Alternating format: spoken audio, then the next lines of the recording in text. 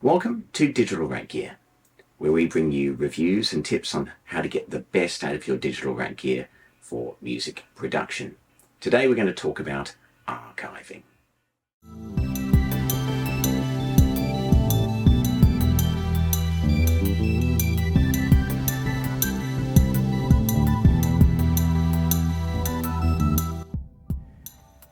Today on Digital Rack Gear we're going to talk about archiving. Backing up your old recordings to your computer so that you can dig through your archive material and look for ideas, possibly reuse recordings or take the best of what you've done in the past. Maybe you've abandoned an idea and pick it up and be able to run with it again, or just so you can listen back to some of your early work. So today we're going to talk about archiving and being able to recover those old recordings you may not have heard in years. I've been trying to consolidate all of my previous recordings into the one computer so I can pull up any recording at any time, right? So you may find yourself in a similar situation. So I thought I'd run through some of the lessons learned and some of the things I'm picking up from this archiving process. So what do I mean by archiving to start off with? Well, this is an example of one of my early tapes, a 4-track recording. It was done on a 4-track recorder much like this, and in fact it's the same model, but it's not the exact same recorder. My recorder actually broke and I picked this one up from Japan. It's a Tascam Porter 2, but I've been archiving really from a variety of sources: CD backups, DVD backups of sessions, the 4-track tapes, and also DAT. And depending on the format, and you may find yourself in a very similar situation where you want to consolidate and make sure you've got digital copies of all of your older recordings. So hopefully this video is some help to you on how you could go about doing the same sort of thing. So here are my approaches for doing archiving of your older material to make sure you've got copies so you can work with them in the future. This is the tape machine I'm doing it, and I'm actually recording into this, it's a Prism Orpheus, which is probably the best converters I have available. So use the best quality converters that you have available. Doesn't matter what they are, it's just the best ones that you've got. This is capable of recording in 196 or 192 kilohertz. I'm recording at 96. I don't think I'm going to need anything greater than that. And it certainly, that means it's going to capture anything up to 48 kilohertz of frequency. I think that's the best I'm going to get out of these tapes. It was recorded on a semi-pro, domestic level kind of 4-track. A very good quality one. I'm particularly attached to it, but I'm not going to delude myself that it's a reel-to-reel or anything like that. So I played out of this and into the best converters I have available. Pick your sample rate carefully because that's the one you're going to be working with later on. So first of all, let's talk about tape. If you have old tapes like I have, then you want to preserve them whilst you're still able to, before the tape disintegrates, delaminates, or the deoxides, or the rollers stop working, or the tape transport within the tape itself stops working. So here is an example where I've got something not very well labeled. I've just got the names of the people who were working on this project with me, and I've transferred this over to my computer. So a couple of the things I did before I hit play. So first of all, I actually made sure I had a machine that is exactly the same model as the one I'd actually recorded on. So if at all possible, stick with the same model, because that way you're going to have a greater chance of being able to play back at the right speed, greater chance of having the playback head lining up with the tracks that are actually recorded onto the tape in the first place, and I think you're just going to have a better result if you're sticking with the same kind of model. So that's the first thing. With tape, because it can heat up and cool down over time, the spool of tape may be under different tension throughout the tape. So the first thing I did is fast forward and rewind each of the tapes before I played.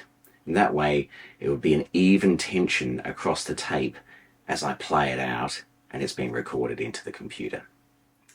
The other thing I've done is I've bypassed the mixer on the play out on this recorder, on the 4-track. So this 4-track has some direct tape outs, and I have many years ago created specific cables which are RCA to phono.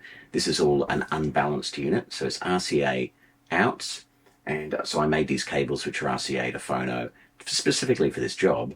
And that way I'm not actually using the mixer at all. It's bypassing the mixer, it's taped direct out into the 4-track. So I'm reducing the amount of wire, the components that I'm going to be going through, and try and get as clean an accurate representation of what was on the 4-track in the first place. Hopefully that makes sense to you. I've used relatively short cables. They could be shorter, but any shorter and I'd run the risk of not being able to connect things up. As it is, I've actually got the 4-track sitting on top of the machine I'm recording into. This is connected to the computer via FireWire. And I'm able to listen back through headphones. I'm using a nice set of Rode headphones. Big fan of Rode, Australian company. They're very bass heavy. They can be capable of reproducing a huge amount of bass. And I'm listening, making sure I'm hearing back what I want to be hearing and what I want to be recording. Another couple of things about tape is that you want to make sure your playback speed is right. I always recorded at the center point, and I'm just basically making sure I'm just checking that the tape sounds right when I'm playing it back. And the other thing is whether Dolby noise reduction was employed or not. So noise reduction is available on this unit. For the most part, I didn't use it, and therefore I've got a hum going throughout the recordings. But I've tried playback with and without it, and in some cases I've actually recorded both with and without the noise reduction. For the most part I'm recording without it because I think that's pretty much the way I recorded many years ago. It's funny listening back, and what one feels was excellent music at the time, some really good ideas, execution could do with some work.